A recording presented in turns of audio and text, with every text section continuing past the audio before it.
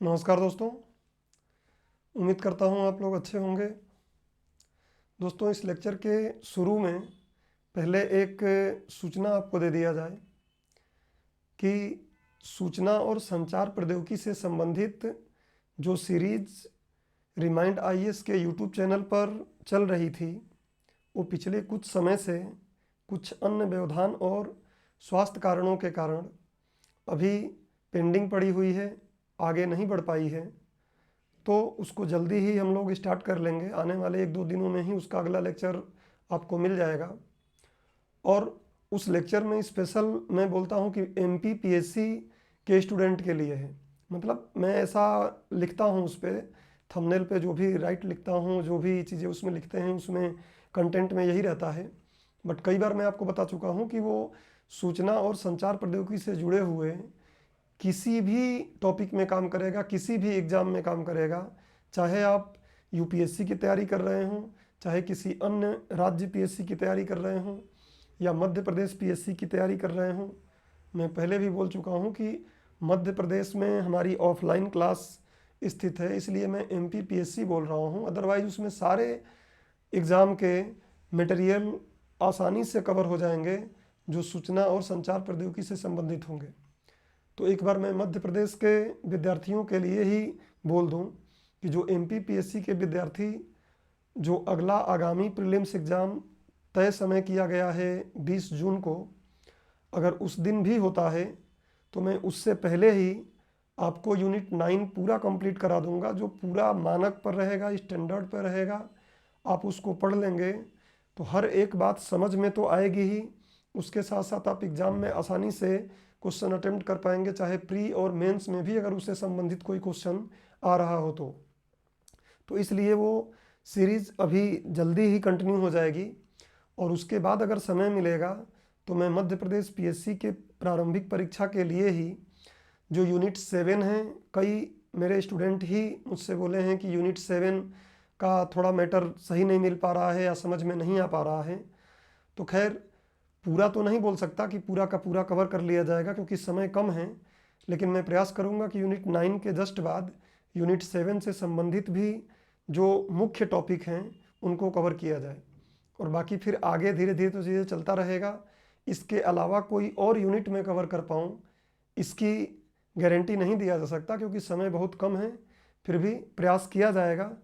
आने वाले समय में स्थितियाँ कैसी रहती हैं उस पर डिपेंड करेगा ये। तो ठीक है, इससे आपको निराश नहीं होना है। वो लेक्चर जो वो सीरीज है अभी बहुत जल्दी ही जारी हो जाएगी। आज का क्लास जैसा कि बोर्ड पर लिखा हुआ है, UPSC current affairs 2021 pre plus mains के लिए ही है, तो इसको हम लोग आगे जारी रखते हैं। पिछला लेक्चर मैं ऐसा मान के चला था, जो मानवाधिकार पर मैंने शुरू किया था, कि 1 घंटे के आसपास मैं पहला लेक्चर कंप्लीट कर लूँगा और पार्ट 2 भी 1 घंटे के आसपास ही कर लूँगा। परंतु हुआ ऐसा नहीं। जो आप लोगों को पता है कि पहला लेक्चर की विषय वस्तु इतनी व्यापक हो गई, हालांकि अभी संक्षिप्त करने के प्रयास करने में ही इतनी व्यापक हो गई कि लगभग 3 घंटे का वो लेक्चर बन गया। आज का लेक्चर, उसी लेक्चर को आगे बढ़ाएंगे हम लोग, उसी कंटेंट को आगे बढ़ाएंगे। लेकिन आज उम्मीद करते हैं कि उतना व्यापकता आज के लेक्चर में नहीं है, तो आज का लेक्चर उससे कम समय में होगा। अब कितने समय में होगा पढ़ते समय अपन देखते हैं। चलिए तो शुरू करते हैं आज की क्लास।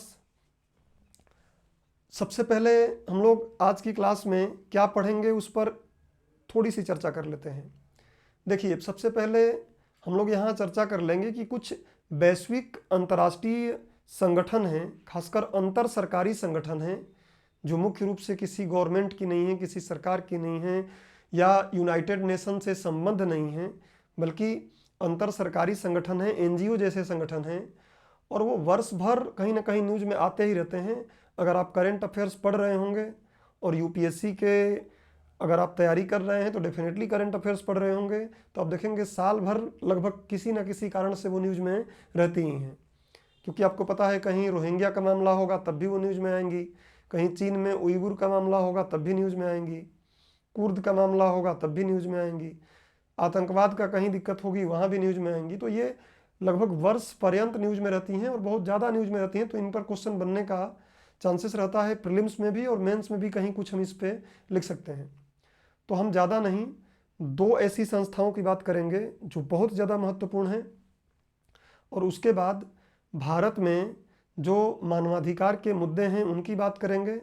भारत में जो हमने मानवाधिकार आयोग का गठन किया है उसकी समीक्षा करेंगे कि उसने अपने गठन से लेके आज तक कितना बेहतर कार्य किया है और अभी उसमें क्या कमियां हैं, और कमियां हैं तो उसमें क्या सुझाव दे सकते हैं हम। तो मेंस में काम ये हो जाएगा हमारा कि क्या कमी है, क्या अच्छा किया है और क्या सुझाव दे सकते हैं। जैसा कि अगर आप मेंस के लिए आंसर राइटिंग किए हुए हैं, आंसर राइटिंग का थोड़ा बहुत नॉलेज रखते हो, तो आपको पता है कि उसमें इस टाइप से क्वेश्चन का आंसर दिया जाता है। तो ये तो संक्षिप्त में बात हो गई। अब इसी को हम लोग आगे बढ़ाते हैं, शुरुआत करते हैं। पढ़ाने का तरीका मेरा वही रहेगा, मैं PDF आपको टेलीग्राम पर भेज दूंगा। और एक बात और, अगर उस PDF में कहीं कुछ 1-2 शब्द आपको थोड़े से गलत दिख जाएं तो उससे आपको नाराज़ नहीं होना है, समझ जाएंगे आप, क्योंकि मैं पूरा फ्लो चार्ट बनाता ही हूँ और आने वाले समय में उसको भी हम दुरुस्त करेंगे, कोशिश करेंगे कि PDF में कोई समस्या ना आए, कोई गलती ना हो। अच्छा, अगर आप मोबाइल में PDF पढ़ रहे होंगे तो उसमें आप ओपन करते समय देखिएगा मोबाइल व्यू भी नीचे लिखा रहता है, तो आप चाहें तो उसको मोबाइल व्यू ऑन कर लेंगे तो लेटर अपने आप बड़े हो जाएंगे और मोबाइल व्यू जैसा चलने लगेगा। डेस्कटॉप पे देख रहे हैं तो आप डेस्कटॉप व्यू पे जाएंगे तो डेस्कटॉप व्यू दिखने लगेगा। खैर आप नॉर्मल ही पढ़िए, कोई दिक्कत नहीं है। आज वाला PDF तो 4-5 पेज का ही है और पिछला PDF भी मुझे लगता है कि 5 पेज का ही था। तो आज के लेक्चर में भी हम लोग वैसे ही करेंगे, पहले चीज़ों को समझेंगे, उसको फ्लो चार्ट में पिरोएंगे। यहाँ पे वो फ्लो चार्ट आपको 10 मिनट में रिवीजन कराएगा और एक बार आपको आधे घंटे लगा के PDF पढ़ लेना है। उसके बाद जब भी आप रिवीजन करेंगे आप देख लीजिएगा 10 मिनट से ज़्यादा इसमें रिवीजन करने में लगेगा ही नहीं, क्योंकि फ्लो चार्ट आप एक बार नज़र से उतारेंगे आपका रिवीजन हो जाएगा। चलिए, तो हम लोग UPSC के मानकों को कवर करेंगे यहाँ पे, और अन्य राज्य जो परीक्षाएं, राज्य सिविल सेवाएं हैं, उनके लिए भी ये काफ़ी महत्वपूर्ण होगा, काफ़ी अच्छा होगा अगर आप इतना ढंग से समझते हैं तो। बाकी अगर रटना ही है तो फिर कोई दिक्कत नहीं है। चलिए, तो सबसे पहले हम लोग पहला हेडिंग डालेंगे कि मानवाधिकार से संबंधित कुछ अंतर्राष्ट्रीय संगठन। तो पहला हेडिंग रहेगा हमारा मानवाधिकार से संबंधित, मानवाधिकार से संबंधित, मानवाधिकार से संबंधित कुछ अंतर्राष्ट्रीय संगठन, कुछ अंतर्राष्ट्रीय, जो पिछले लेक्चर में मैंने हालांकि बताया है लेकिन वो UN की संस्थाएं थीं। मानवाधिकार से संबंधित कुछ अंतर्राष्ट्रीय संगठन, न्यूज़ में ज़्यादा ये रहती हैं इसलिए इनकी ही बात कर लेते हैं, संगठन।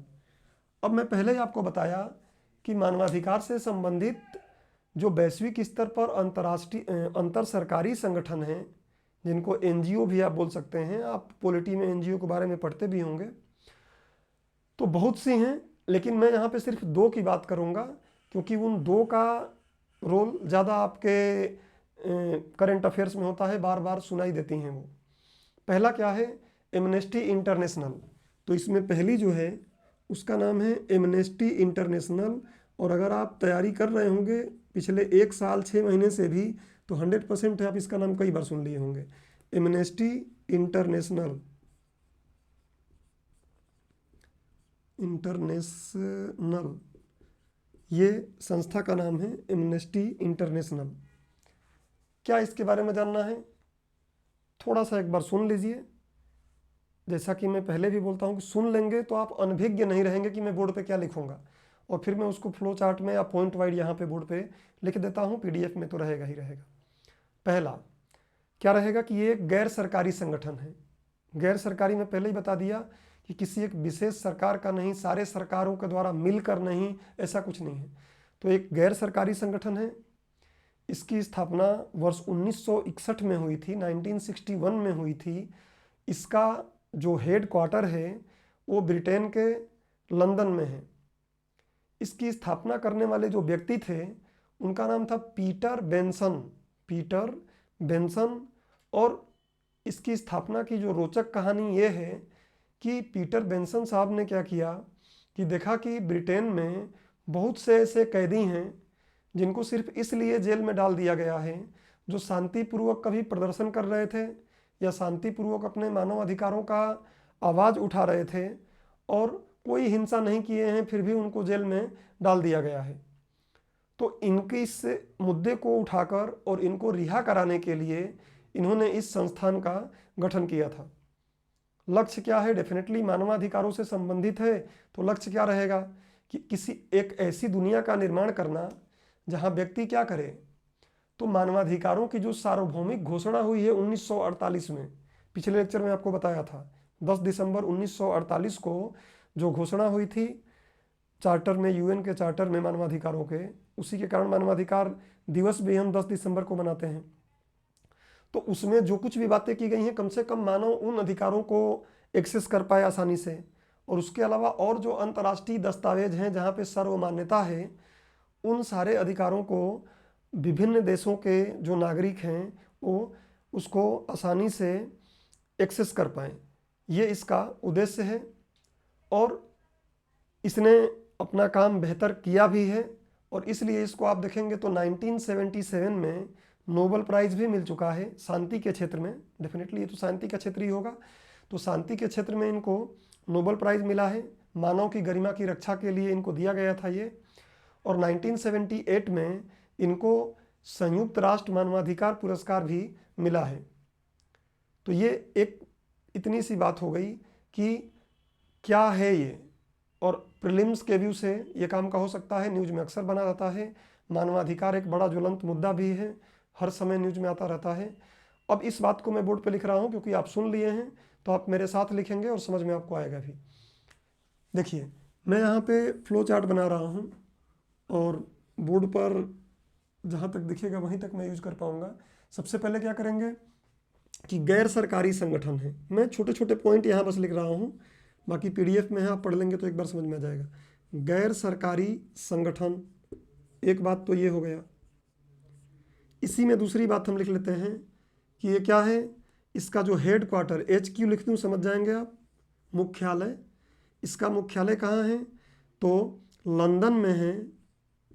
और लंदन कहाँ है, तो यूपी में लंदन है नहीं, ब्रिटेन में है, इंग्लैंड में है। आप ब्रिटेन बोल लीजिए, इंग्लैंड बोल लीजिए। स्थापनाकर्ता व्यक्ति कौन थे, इसकी स्थापना करने वाले व्यक्ति कौन थे? स्थापनाकर्ता व्यक्ति, अब व्यक्ति का भी इतना फैक्ट हमें जानने की जरूरत नहीं है, बट ठीक है, थोड़ा जानेंगे तो आपको बोलने में बताने में बेहतर रहेगा। पीटर बेंसन, पीडीएफ में शायद पूरा न आ गया है तो आपको समझ लीजिएगा, पीटर बेंसन साहब हैं। और अब यहाँ देख लेते हैं स्थापना का वर्ष।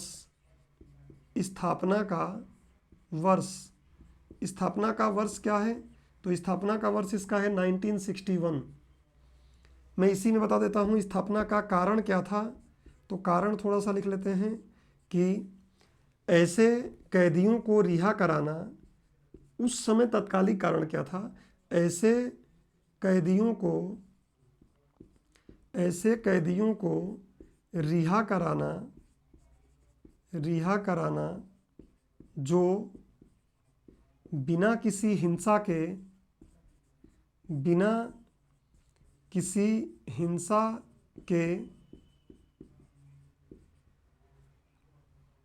आंदोलन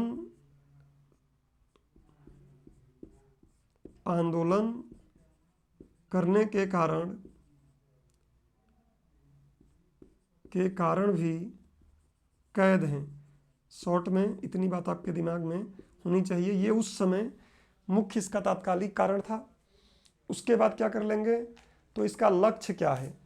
इसका लक्ष्य अगर हम लोग लिखना चाहें कि इसका लक्ष्य क्या है, तो मैं पहले ही बताया, इसका लक्ष्य ये है कि प्रत्येक मानव, कुछ भी बोल रहे हैं आप, प्रत्येक मानव क्या करे, तो जो यूनाइटेड नेशन के मानवाधिकारों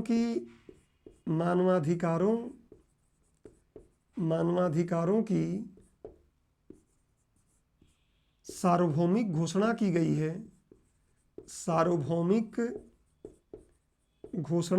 है, उस घोषणा को, और उसके अलावा वह और जो अंतर्राष्ट्रीय दस्तावेजों में और जो अंतर्राष्ट्रीय दस्तावेजों में मानवाधिकारों की बात की गई है, मानवाधिकारों की बात की गई है, बात की गई है, उनको क्या कर पाए, एक्सेस कर पाए, उनको प्राप्त कर पाए। लिख ही देता हूं मैं यहाँ पे, उनको प्राप्त कर पाए। जनरल लैंग्वेज में यूज कर रहा हूँ जिससे आपको तकलीफ ना हो। तो लक्ष्य हमने देख लिया कि लक्ष्य क्या है, अभी यही बातें मैंने आपको बताया भी। उसके बाद क्या है, तो इसको मैंने आपको बताया कि पुरस्कार भी 2 बार मिल चुका है और दोनों चीज़ें उसमें लिखी हुई हैं, आप आराम से पीडीएफ में भी देख लीजिएगा।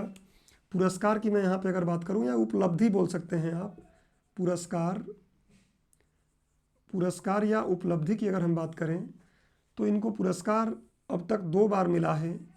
एक 1977 में मानव गरिमा की रक्षा के लिए, मानव गरिमा की रक्षा हेतु नोबेल पुरस्कार, नोबेल का या नोबेल शांति पुरस्कार। अब नोबेल पुरस्कार क्या है, ये एक लंबा मामला है, नोबेल पुरस्कार भी एक टॉपिक बन जाता है, बट वो अपना आज का मुद्दा है नहीं। उसके बाद 1998 में, जस्ट 1 साल बाद ही इनको यूएन मानवाधिकार उसमें आ थोड़ा ठीक है, यूएन मानवाधिकार, मैं एक काम करता हूँ, इसको यहाँ लिख देता हूँ जिससे कि आपको देखने में दिक्कत ना हो। यूएन मानवाधिकार पुरस्कार मिल चुका है।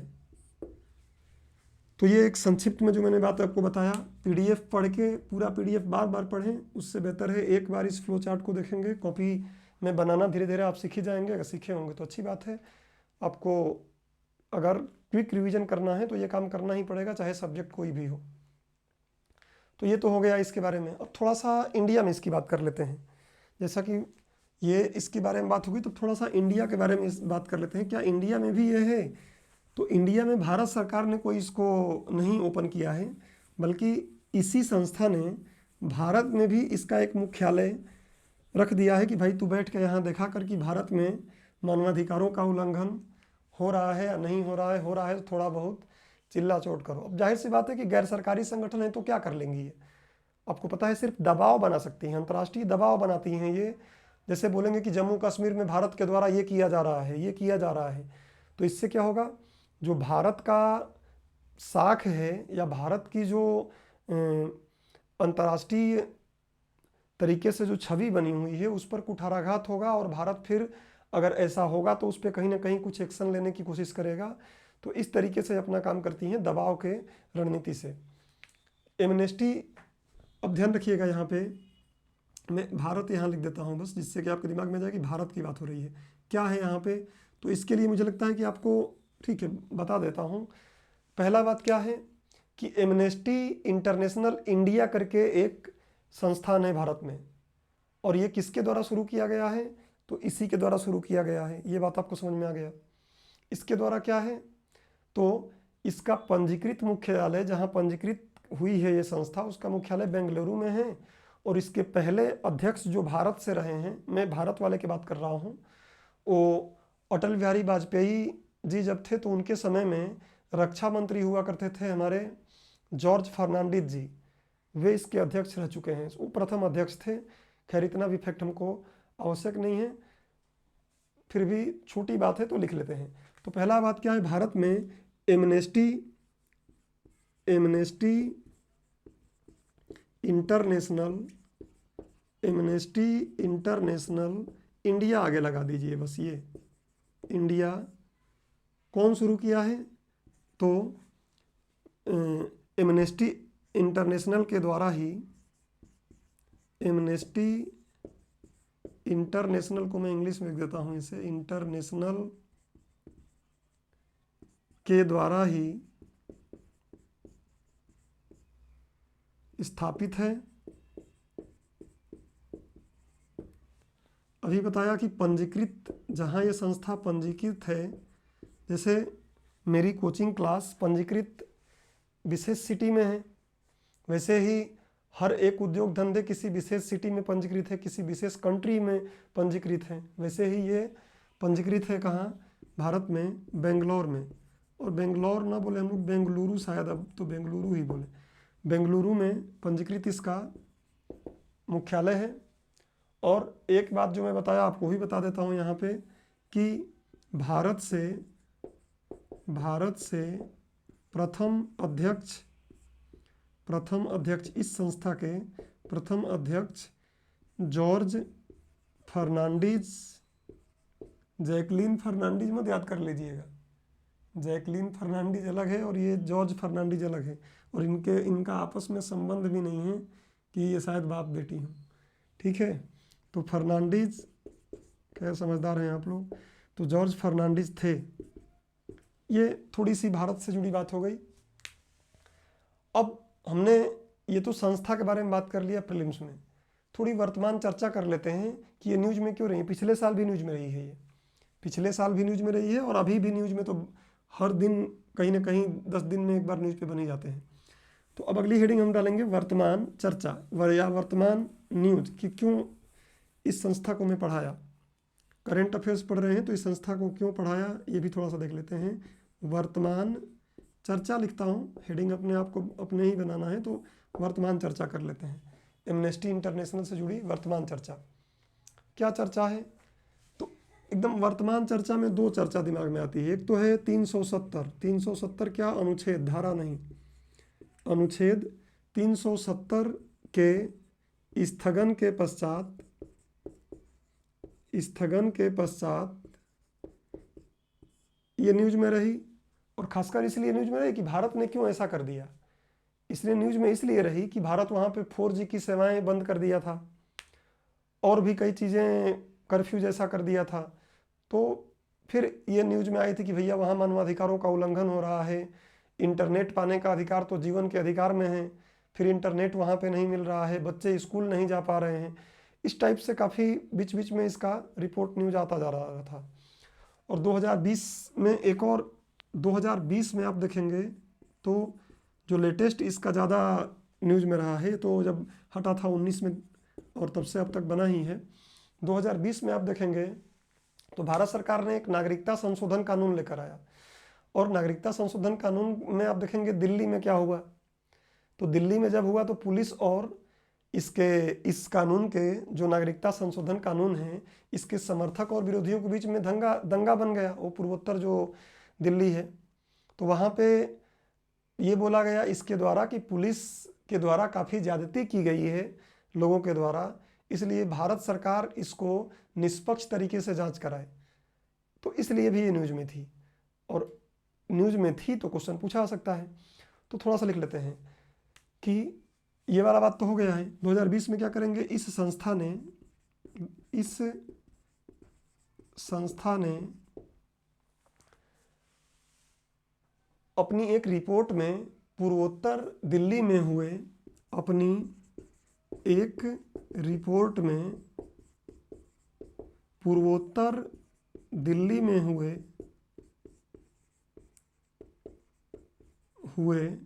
पुलिस व जनता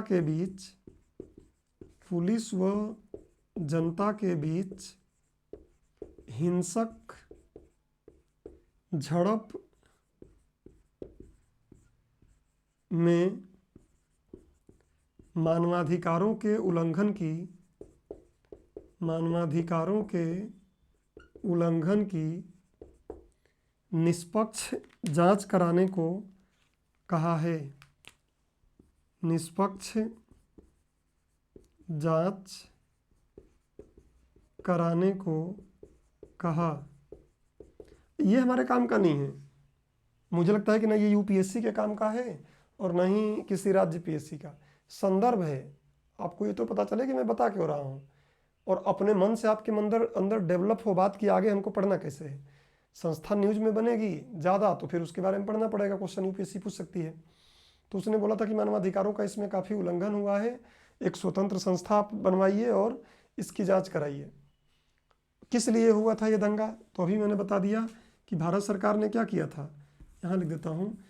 ये इसलिए हुआ था क्योंकि भारत सरकार ने नागरिकता संशोधन कभी भी लिखना हो हमेशा ब्रैकेट में, संशोधन अधिनियम पारित किया।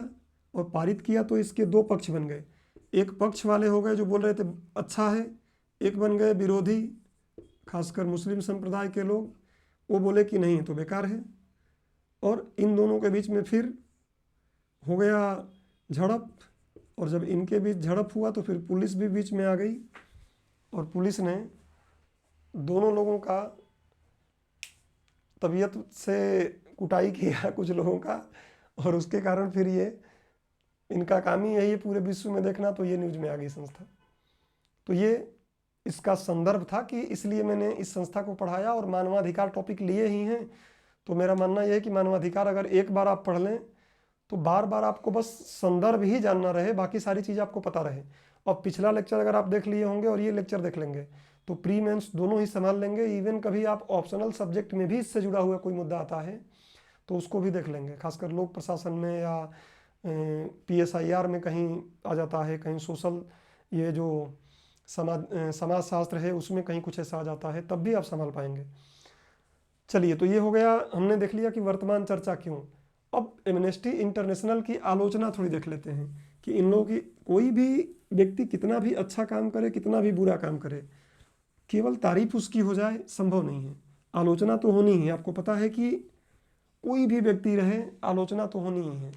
ईश्वर है उसकी भी आलोचना है, कोई चीज़ ऐसी है ही नहीं आदर्श जिसकी कोई आलोचना नहीं हो, जिसमें कोई कमी नहीं हो।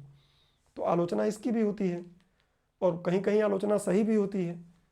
तो क्या आलोचना है, थोड़ी सी इसकी आलोचना देख लेते हैं। और आलोचना किसकी, तो आपको पता है कि अभी मैं एक ही संस्था की बात ही कर रहा हूँ, एमनेस्टी इंटरनेशनल। आलोचना क्या क्या है थोड़ा सा समझ लीजिए। एक तो ये कहा जाता है कि ये क्या करते हैं, फंडिंग लेते हैं, ऐसे ऐसे जगहों से फंडिंग लेते हैं और जहाँ से फंडिंग लेते हैं उनके हितों की रक्षा करने के लिए बाकी लोगों को बदनाम करते हैं या बाकी लोगों पर दबाव पैदा करते हैं। ऐसे ही ये क्या करते हैं, NGO चलाने की आड़ में, कई प्रकार के इनके ऑफिस और NGO चल रहे हैं, उसके आड़ में भी ये कई अलग अलग प्रकार की गतिविधियां करते हैं। उसके बाद कई गैर कानूनी कार्यों को ये बढ़ावा देते हैं जो सब ऐसे सरकार पकड़ ही नहीं पाती है। और कई बार कुछ ऐसे कार्य करते हैं ये जिनसे क्या होता है, किसी राष्ट्र की, किसी देश की छवि को नुकसान पहुंचता है। तो ये सब किसकी आलोचना है, और भारत भी इसकी आलोचना करता रहा है। भारत भी आप देखेंगे तो इसकी आलोचना करता रहता है। कई बार इसके रिपोर्ट आएगा, कुछ बोला जाएगा तो भारत सरकार भी बोलती है कि ये गलत है और उस पर कड़ी आलोचना, जो बोलते हैं वो कड़ी आलोचना कराती रहती है। देख लेते हैं, वही बात यहाँ पे लिख लेते हैं, आप बात समझ जाएंगे। एक तो फंडिंग का मुद्दा है, भाई जाहिर सी बात है कि कोई भी व्यक्ति कहीं से अगर फंड लेगा तो कहीं ना कहीं उसके दबाव में रहेगा ही रहेगा। अगर किसी से आप पैसा ले रहे हो, फंड ले रहे हो, तो कहीं ना कहीं कोई दबाव उसका नैतिक, चलो आप ऐसे नहीं तो एक नैतिक दबाव तो एटलीस्ट रहेगा ही रहेगा। तो इसलिए NGO वाला एक मुद्दा बड़ा अलग मुद्दा है जो आप पॉलिटी में पढ़ते होंगे कि NGO से जुड़ा मुद्दा है। और अभी गृह मंत्रालय आप देखेंगे कि उस पर काफ़ी नकेल कस के भी रखी है, वो एक अलग मुद्दा है, इसको समझें हम। फंडिंग फिर क्या करता है, ये NGO की आड़ में भी, घूंघट की आड़ में नहीं, NGO की आड़ में भी ये क्या कर लेता है, कई बार अपने ऐसे कृत्यों को संचालित करता है। कैसे कृत्यों को, तो कुछ ऐसे गैर कानूनी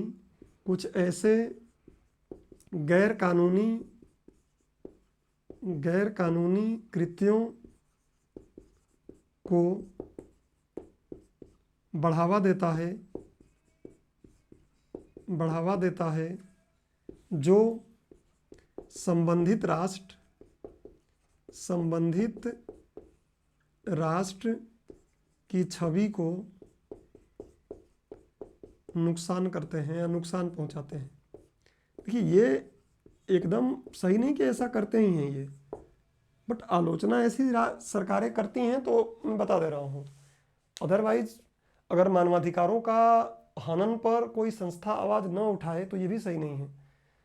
इतने मानवाधिकारों का जो हनन हो रहा है तमाम जगहों पर, तो कोई संस्था तो, और ये संस्था ऐसा नहीं कि एकदम केवल हवा हवाई वाली बातें, बहुत कुछ काम करते हैं ये, बट आलोचना सबकी होती है। इसलिए मैं बोल रहा हूँ कि इसकी भी आलोचना कुछ है, आपको बताना है तो आप बता सकते हैं।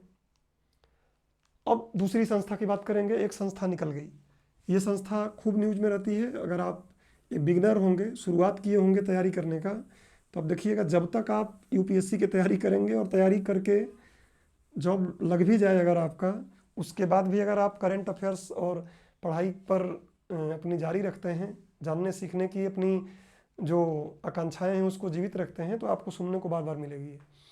अगला संस्था है ह्यूमन राइट वॉच। अब दूसरी संस्था का नाम है ह्यूमन राइट, अधिकार, राइट्स वॉच। देखिए वॉच मतलब ये देख रेख करती है, तो नाम ही है, चाहे आप अंग्रेजी में लिखो चाहे हिंदी में लिखो बात बराबर है, ह्यूमन राइट्स वॉच। अब ये मत बोलिएगा कि मानव अधिकार देखभाल, ऐसा कुछ नहीं बोलना है। संस्था का नाम है, नाउन है तो नाउन ही रहेगा। अब किसी का भी नाम, मेरा जो नाम है उसको कोई अंग्रेजी में थोड़ी नहीं अलग बोल सकता, स्पेलिंग अलग हो सकती है अंग्रेजी में, और देवनागरी हिंदी में स्पेलिंग अलग हो सकती है। अब नाम थोड़ी नहीं हो जाएगा भाई। फूड को, खाना को हिंदी में खाना बोलेंगे, इंग्लिश में फूड बोल देंगे, चलेगा, बट नाउन को थोड़ी नहीं बोल सकते हैं। नाउन तो वही है, केवल रोमन और देवनागरी का लिखने का अंतर हो जाएगा। चलिए, तो ह्यूमन राइट वॉच क्या है, ठीक जैसे हमने इसको पढ़ा है वैसे ही पढ़ेंगे। और अब आप एक को पढ़ लिए हैं तो थोड़ा आपको और ज़्यादा आसानी हो जाएगा समझना। पहली बात, वो ब्रिटेन पर आधारित थी, ये अमेरिका की है। ये अमेरिका की क्या है, एक स्वयंसेवी संस्था है, कुल मिला के गैर सरकारी संगठन है। क्या करती है, मानवाधिकारों की वकालत करती है, ठीक है, उस पर अनुसंधान करती है, देखती रहती है कहाँ मानवाधिकारों का हनन हो रहा है, क्या हो रहा है, क्या करें कि मानवाधिकार और अच्छा हो जाए, इस टाइप का ये काम करते हैं। ये सबसे ज़्यादा काम इसका क्या होता है कि जो वैश्विक स्तर पर मीडिया है ना, उन मीडिया का ध्यान आकर्षित करती है मानवाधिकारों की ओर। आज तक को, कल तक को लेटर लिख के बोलती है कि भैया जम्मू कश्मीर में ये हो रहा है, थोड़ा एक दिन हल्ला बोल कर दो इस पर, एक दिन इस पर कोई और प्रोग्राम कर दो, जो भी प्रोग्राम, जब डीएनए कर दो, सुधीर चौधरी को बोल देती है। अब वो करें या ना करें, कहने का मतलब है कि ये मीडिया पर विशेष फोकस करती है कि मीडिया के माध्यम से अवेयर किया जा सकता है। स्थापना इसका बाद में हुआ 1978 में, अमेरिका में है तो कहाँ रहेगा, न्यूयॉर्क में इसका मुख्यालय है। अधिकतम अमेरिका में आप देखेंगे तो न्यूयॉर्क में मुख्यालय मिल जाते हैं। ध्येय वाक्य क्या है कि एक न्याय की आवाज़ बनाना या उठाना, ये इसका ध्येय वाक्य है। उसके बाद एक मुद्दा है, उस मुद्दे को मैं आपको इससे जुड़ा हुआ बता रहा हूँ। पहले ये बेसिक बात समझ लें। तो क्या कर देंगे, पहले फ्लो चार्ट बना लेते हैं इसका, पीडीएफ में है ही, यहाँ तक, यहाँ तक, यहाँ तक दिख रहा है, ठीक है। तो पहला क्या लिखेंगे कि अमेरिकी या यूएसए में स्थित यह मानवाधिकारों की वकालत करने वाली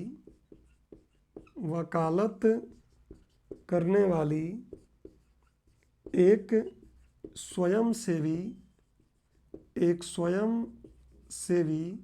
अंतर्राष्ट्रीय या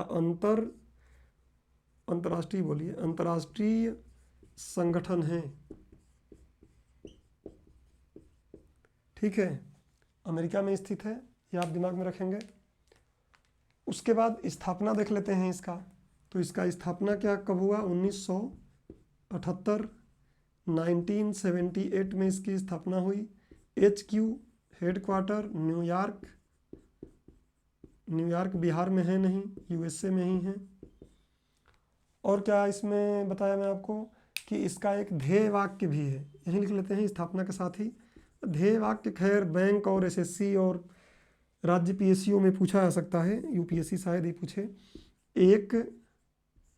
एक न्याय बनाना या एक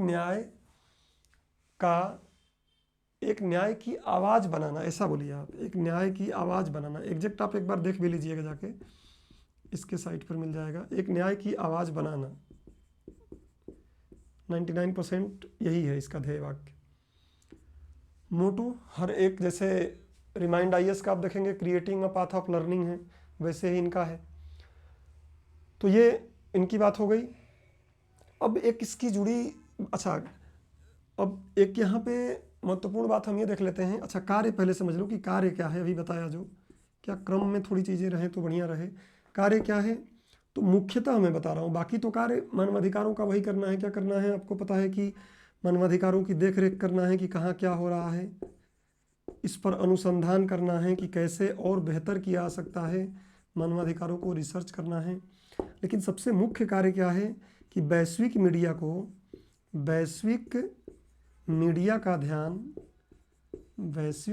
का ध्यान किधर आकर्षित करना, मानवाधिकारों के संरक्षण की तरफ या मानवाधिकारों के उल्लंघन की तरफ आकर्षित करना,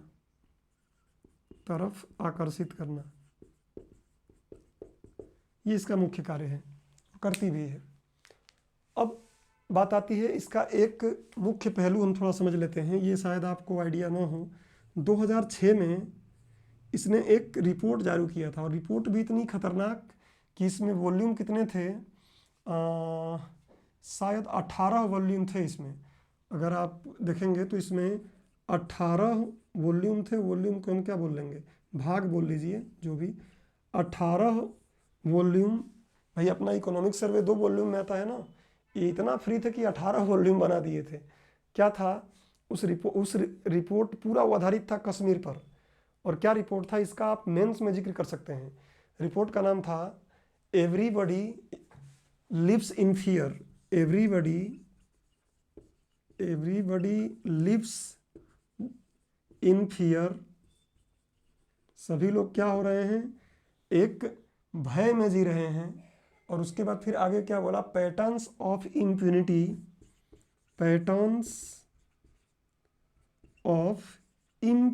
इम्प्यूनिटी मतलब होता है दंड मुक्ति, impunity, patterns of impunity in Jammu and Kashmir, in J&K, Jammu and Kashmir.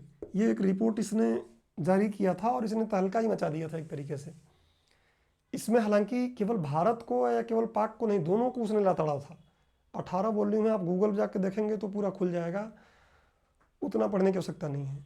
इसने क्या किया था, पाकिस्तान को भी लताड़ा था कि पाकिस्तान क्या है, आतंकवाद को समर्थन देता है और आतंकवाद को समर्थन के माध्यम से कश्मीर में अशांति फैलाता है, कश्मीर में मानवाधिकारों का उल्लंघन करता है। और उसके साथ साथ फिर भारत को भी इसने आड़े हाथों लिया। भारत को भी बोला कि भारत क्या करता है, अपने सेना के माध्यम से वहाँ मानवाधिकारों का उल्लंघन करता है। तो इस प्रकार से इसमें काफ़ी ऐसी बातें की गई थी।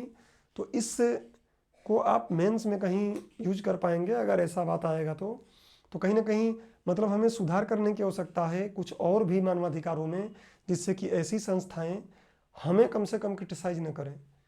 कोशिश करें, देखिए क्रिटिसिज्म तो होना ही है, चाहे कितना भी बढ़िया आप काम करो, बट ये है कि कोशिश हम करें, उससे सीख लें कि और थोड़ा बेहतर हो कि कम क्रिटिसिज्म हो। तो इसकी आप कहीं ना कहीं बात कर सकते हैं। अब बात आती है इसकी आलोचना, इसकी आलोचना। मैं पहले ही बताया कि आलोचना एक ऐसी चीज़ है कि कोई ऐसा व्यक्ति नहीं है जिसकी आलोचना ना हो, कोई ऐसी संस्था ना हो जिसकी आलोचना ना हो। इसकी भी आलोचना होगी। और आलोचना अक्सर आप देखेंगे वो करता है जिसको इससे कोई नुकसान होता है। मान लीजिए भारत पर कुछ उसने, चलिए सही नहीं झूठा ही अगर कोई आरोप लगा दिया, नुकसान भारत को हुआ ना, तो भारत तुरंत उसकी आलोचना शुरू करेगा। तो आलोचना अक्सर होती किसकी है, जो कुछ अच्छा कर रहा है, और करता कौन है, जिसको उससे नुकसान है। टॉपिक पर हम लोग आ जाएं। इसकी आलोचना एकदम सेम वही बात है कि आलोचना अगर इसकी हम क्रिटिसिज्म पर जाएंगे तो इसका क्रिटिसिज्म भी सेम वही है, लिख नहीं रहा हूँ यहाँ पे मैं। इसकी आलोचना भी सेम वैसे ही रहेगी। क्या करेगा, ये बोला जाएगा कि भैया तुम अलग अलग जगहों से फंड लेकर देशों के प्रति अलग तरीके का आप एक अभियान चला देते हो, छवि खराब करते हो। इस टाइप की इनकी कृतियों या क्रियान्वयन को या जो भी हो, सही हो या झूठ हो, ऐसे आलोचनाएं की जाती हैं। इतना काफ़ी है। अब ये जो हम पढ़े हैं ये मेंस प्री दोनों के बैकग्राउंड के लिए थोड़ा काम का था, बट अब जो हम पढ़ेंगे उसमें से लगभग मतलब 80% मेंस के लिए ही होगा। तो अब बात हम करते हैं भारत में मानवाधिकार की समीक्षा।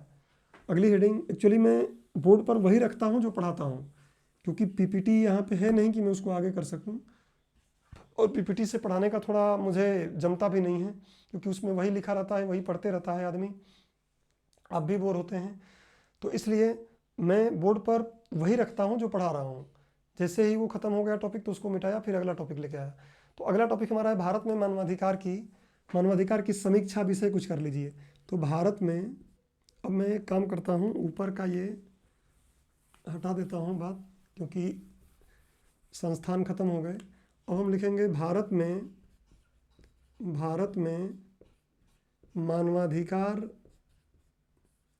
मानवाधिकार उल्लंघन बोल सकते हैं, या मानवाधिकार से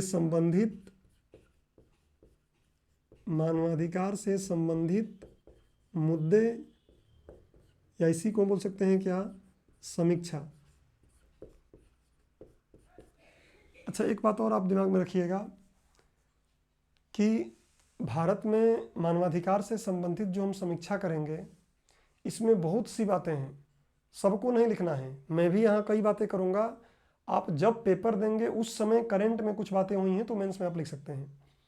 क्या क्या है आप बहुत भली भांति जानते हैं। चलिए एक बार पहले डिक्टेट बोल देता हूँ मैं आपको। देखिए, सबसे पहले क्या है, भीड़ हिंसा, मॉब लिंचिंग का आप देख रहे हैं आए दिन केस, अखलाक का केस हुआ। अभी आप देखें महाराष्ट्र में साधुओं की हत्या कर दी गई थी पिछले साल ही। तो मॉब लिंचिंग एक फैशन बन गया है, और मॉब लिंचिंग एक बड़ा ही, जो आने वाले समय में आंतरिक सुरक्षा के लिए बहुत बड़ा एक विषय भी साबित होगा आने वाले समय में। तो एक तो मॉब लिंचिंग है, भीड़ हिंसा।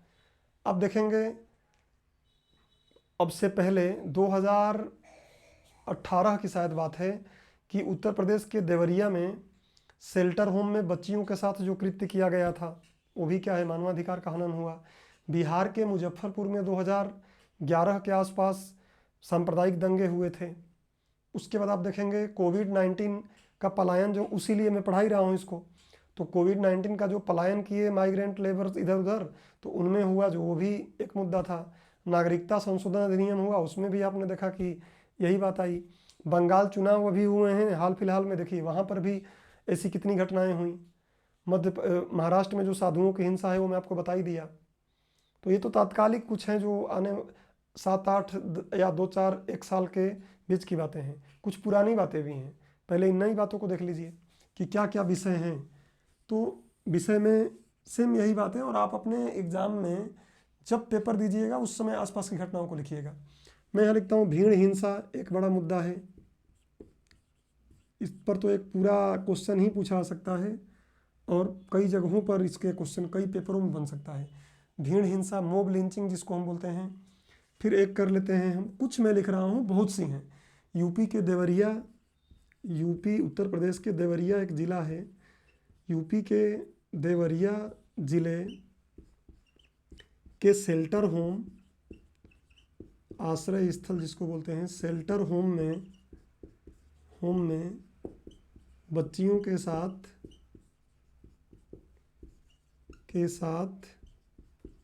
हुए कृत्य, और ये एक नहीं है, ऐसे और भी हैं, कितने लिखे जाए। ये तो कुछ एग्जाम्पल के तौर पे मुझे आपको बताना पड़ रहा है। बिहार में जो मुजफ्फरपुर का दंगा है,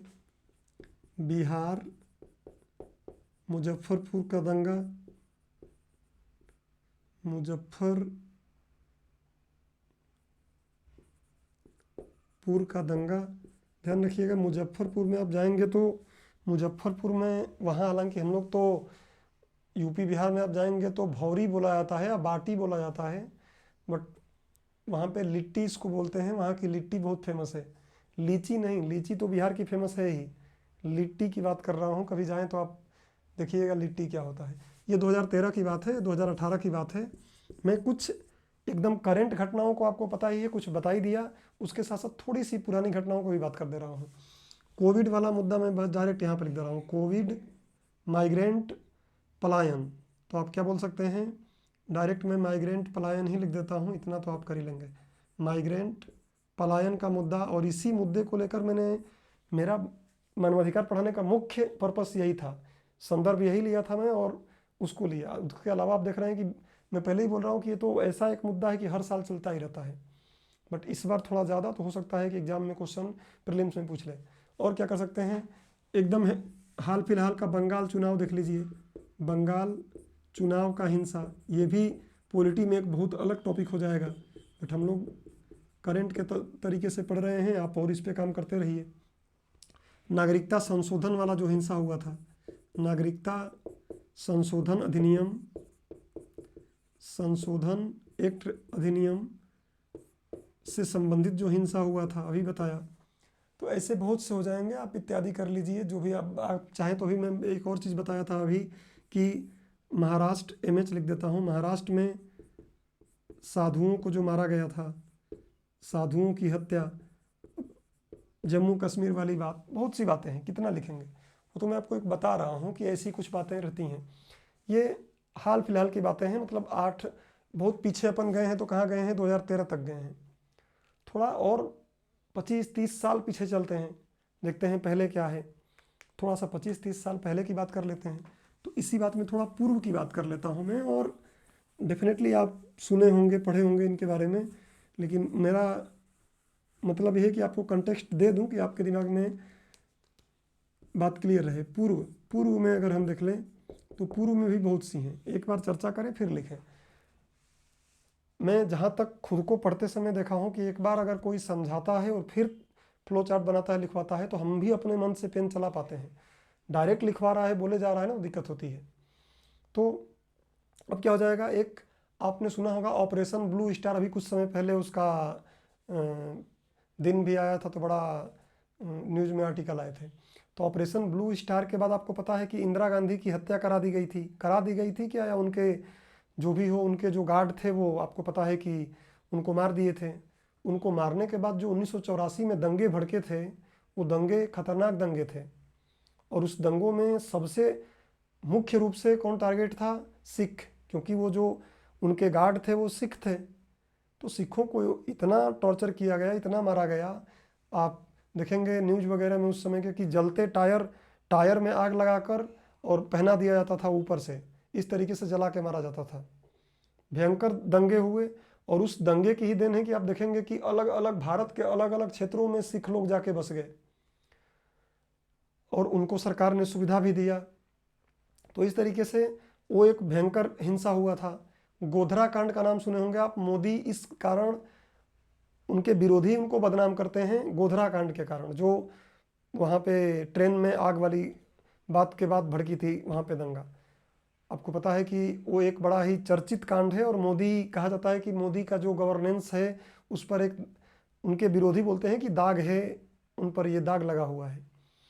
उसके बाद आप देखेंगे गोधरा कांड के बाद बाबरी मस्जिद जब 1991-92 में ढहाई गई, तो पूरे देश में हिंदू मुस्लिमों में भयंकर दंगा हुआ, सांप्रदायिक दंगे हुए। जहाँ जहाँ मुस्लिम और हिंदू की आबादी लगभग लगभग सेम थी, वहाँ तो कुछ अति हो गया था। भोपाल हो गया, हैदराबाद हो गया, लखनऊ हो गया, ऐसे जगहों पे, दिल्ली हो गया, भयंकर हत्याएं हुई थी, लोगों को काट काट कर फेंक दिया गया था।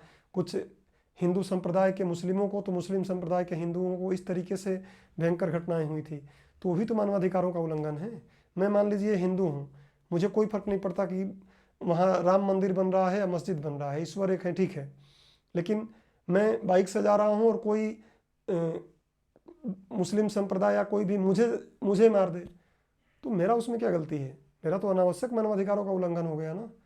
तो ये सब क्या है, मानवाधिकारों के उल्लंघन के पास्ट में बातें रही हैं, और उसके पहले भी बहुत सी हैं, सबको बात नहीं की जा सकती, थोड़ी आपको आइडिया रहे इसलिए मैं ये सब बातें कर दे रहा हूँ। पहला, पूर्व में क्या क्या है उनको थोड़ा एक बार मैं आपको चर्चा कर दूँ। तो क्रम से अगर हम करें तो वही कर लेते हैं क्या, ऑपरेशन ब्लू स्टार के बाद, ऑपरेशन ब्लू स्टार के पश्चात इंदिरा गांधी, आई गांधी लिख देता हूँ, आई गांधी की हत्या, और हत्या के बाद क्या हुआ, जो दंगे भड़के थे। ये एक बहुत मानवाधिकारों को भयंकर लेवल पे उल्लंघन हुआ। इसमें भाई हर सिख की थोड़ी नहीं गलती थी, हर सिख थोड़ी नहीं जाके इंदिरा गांधी को मारा था। एक वर्ग था भाई, उस समय अगर आप पढ़े होंगे तो खालिस्तानी मूवमेंट चल रहा था, भिंडरावाला को मारने के लिए ही ये सब काम किया गया था। तो भिंडरावाले के समर्थक भी थे, बहुत से लोग थे जो इंदिरा गांधी से भयंकर खिलाफ थे और उनके प्रति उनकी नफरत थी। बट बहुत से सिख ऐसे भी तो थे जिनको कोई मतलब नहीं था, वो भी मारे गए थे। उसके बाद गोधरा कांड मैंने आपको बताया, गोधरा कांड। उसके बाद इन पर आपको गूगल करके बहुत ज़्यादा सर्च नहीं करना है कि आप फालतू का गोधरा कांड का पूरी कहानी समझने लगे, कोई खास मतलब है नहीं। वैसे भी पॉलिटी वगैरह आप जब लेक्चर टीचर लेता है तो समझा ही देता है, या फिर एग्जाम प्री निकल जाएगा तो पढ़ते रहिए। गोधरा कांड में सीधी सी बात, वहाँ पे ट्रेन में आग लगाई गई थी, ट्रेन में आग लगाने के बाद लोग जले थे। उसके बाद जो मुस्लिम संप्रदाय के वहाँ लोग हैं उनको बहुत मारा पीटा गया था। ये संक्षिप्त में वहाँ का दिक्कत है। बाबरी मस्जिद हिंसा, बाबरी मस्जिद अब तक केस चल रहा है। अभी कुछ समय पहले ही आपने देखा कि आडवाणी वगैरह इन लोगों को क्लीन चिट की दिया गया है कि नहीं दिया गया है, ये भी श्योर नहीं हूँ।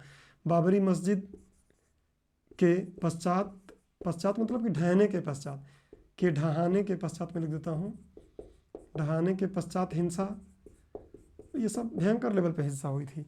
राजनीतिक लोग अपना गेम खेले और अनावश्यक लोगों, जो मासूम लोग थे, उनकी जान गई। ये सब चीज़ें हैं। अब कुछ ऐसे विवादास्पद मुद्दा हैं जो लगातार न्यूज़ में बने रहते हैं और मेंस में आपको इसको ज़रूर शामिल करना चाहिए। भारत में मानवाधिकार से संबंधित या पूरे विश्व में, भारत में कहीं भी आप देखें तो कुछ मुद्दे ऐसे होते हैं जो सदाबहार होते हैं, एग्जाम में कभी भी लिख दो, कोई दिक्कत नहीं है। तो कौन कौन से कुछ मुद्दे ऐसे हैं जो बड़ा न्यूज़ में रहते हैं? तो एक तो रहेगा क्या, बाल श्रम से संबंधित मुद्दा। आप देखेंगे अक्सर न्यूज़ में बना रहता है, बाल श्रम से संबंधित मुद्दा। दूसरा क्या रहेगा, महिलाओं के शोषण से संबंधित मुद्दा। ऐसे ही अगर आप देखेंगे तो अपराधियों के साथ जो पुलिस का बर्ताव होता है वो भी एक मुद्दा है। तो अपराधियों के साथ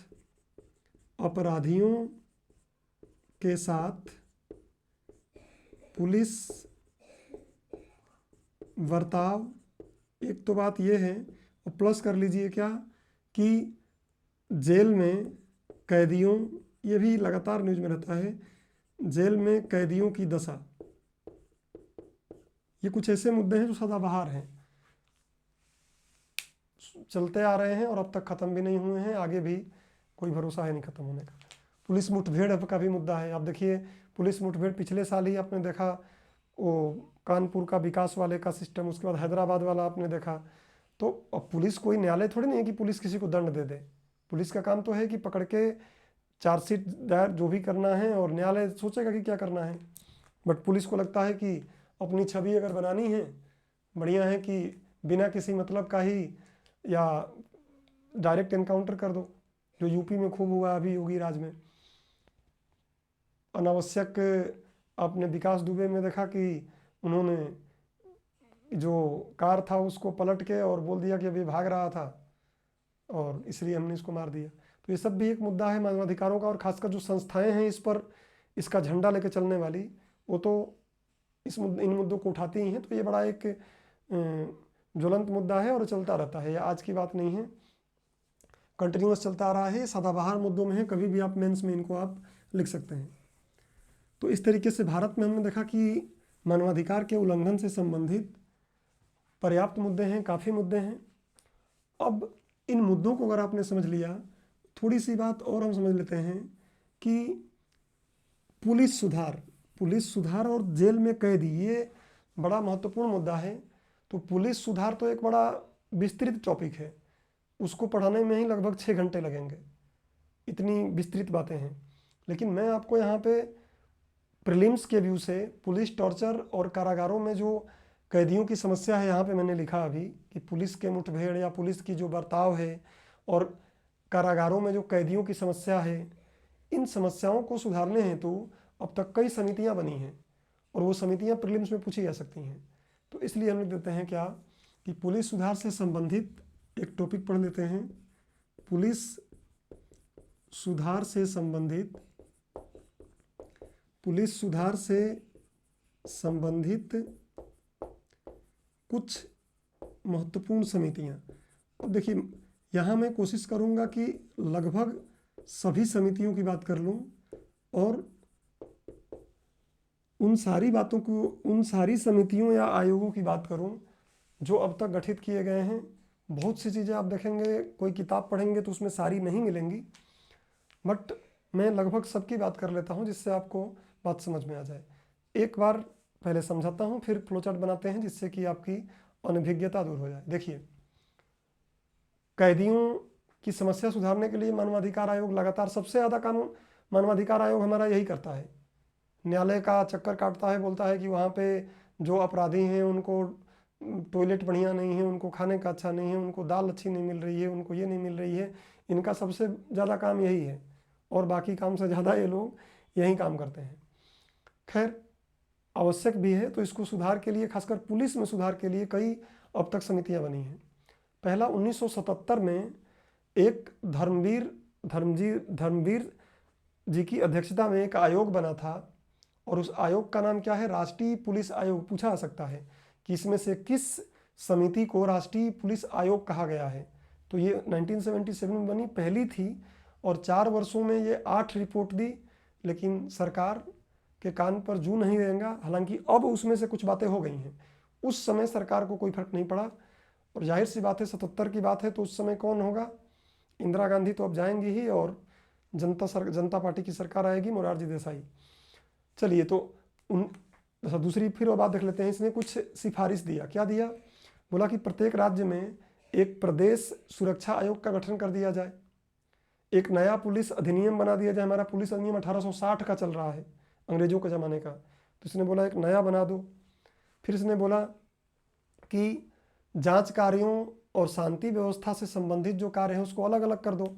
भाई, जांच की एजेंसी अलग रहेगी तो जांच में बेहतर काम करेगी, और जो ये शांति व्यवस्था बनाने वाले लोग हैं, पुलिस के जो कुछ भी लोग, इनका काम केवल यही रहे।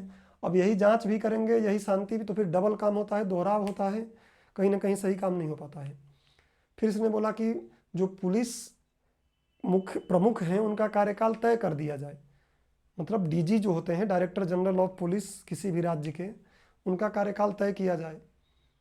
उस समय तो जू नहीं रहना था कान पर, लेकिन अभी सर्वोच्च न्यायालय के आदेश से ये काम हो गया है कि 2 वर्ष के लिए तो कम से कम करना ही है। आप वो करंट में पढ़ेंगे आगे और मिलेगा तो।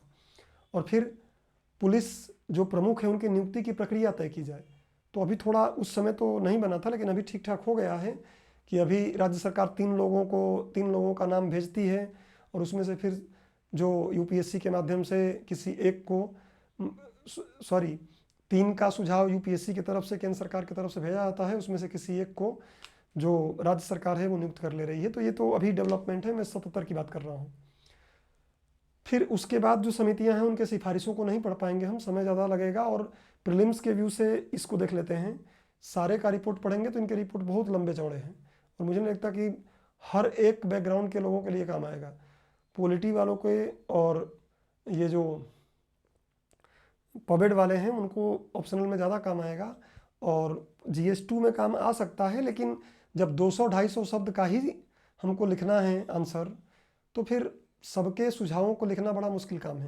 तो 2-4 सुझाव सबके कॉमन लिख सकते हैं हम। तो चलिए 1977 की बात कर लेते हैं कि 1977 यहाँ तक आपको दिखाई दे रहा है, थोड़ा और इधर तक दिखाई दे रहा है, यहाँ कर लेते हैं। हाँ, तो 1977 में क्या बोला? धर्मवीर जी की अध्यक्षता में एक आयोग का गठन किया गया। एक आयोग का गठन, और आपको पता है कि इसी आयोग को आज हम क्या नाम देते हैं? राष्ट्रीय पुलिस आयोग। ध्यान रखिएगा इस बात को कि इसे राष्ट्रीय पुलिस आयोग की संज्ञा भी दी जाती है। और मैंने क्या बताया आपको कि 4 वर्षों में इसने क्या किया? 8 रिपोर्ट दिया। 4 वर्षों में 8 रिपोर्ट जारी किया, उसके बाद इसने क्या किया, तो लेकिन सरकार क्या की, इस पर अमल नहीं की, सरकार इस पर अमल नहीं की, और अमल करेगी भी कैसे, क्योंकि सरकार आ रही है जा रही है। इंदिरा गांधी, फिर जनता पार्टी की सरकार, उसमें भी कलह, मोरारजी देसाई के बाद चौधरी चरण सिंह कुछ दिनों के लिए, फिर इंदिरा गांधी, उनकी हत्या, राजीव गांधी, फिर आप देखेंगे कि बाद में राजीव गांधी के अंदर जो कैबिनेट था उसमें फूट, विश्वनाथ प्रताप सिंह आएंगे, चंद्रशेखर आएंगे, मतलब इस तरीके से क्या इतना ज़्यादा अस्थिरता का दौर चलता रहा कि इस पर ध्यान दिया नहीं गया, तो इस पर अमल नहीं हुआ। थोड़ी सी इसकी सिफारिशें देख लेते हैं, फिर अगली समिति हम देखेंगे। तो अभी मैं एक काम करता हूँ कि अगली समिति को अलग से बनाऊँगा, मैं थोड़ी इसकी सिफारिशें आपको बता देता हूँ, हो ना हो ये सिफारिशें आपको बाकी सब में भी काम आ जाएंगी। अगर आप जीएस में लिखते हैं तो इतने से ही काम चला लेंगे। पहला क्या बोला इसने, प्रत्येक राज्य में एक प्रदेश सुरक्षा आयोग का गठन। प्रत्येक राज्य में एक प्रदेश सुरक्षा आयोग का गठन। एक तो बात इसने बोला। दूसरा इसने क्या बोला कि एक नया पुलिस अधिनियम लाया जाए। भाई आया नहीं, लेकिन एक नया पुलिस अधिनियम, क्योंकि 1860 के पुलिस अधिनियम से क्यों काम चला रहे हैं हम? क्या हमारे पास इतना भी विवेक बुद्धि नहीं है कि हम नया पुलिस अधिनियम बना सकते हैं? क्या अंग्रेज ही इतने विवेकशील थे तो उनसे ही बनवा के लाओ फिर? भाई ये समय की मांग है, करना ही चाहिए। एक नया पुलिस अधिनियम का निर्माण किया जाए।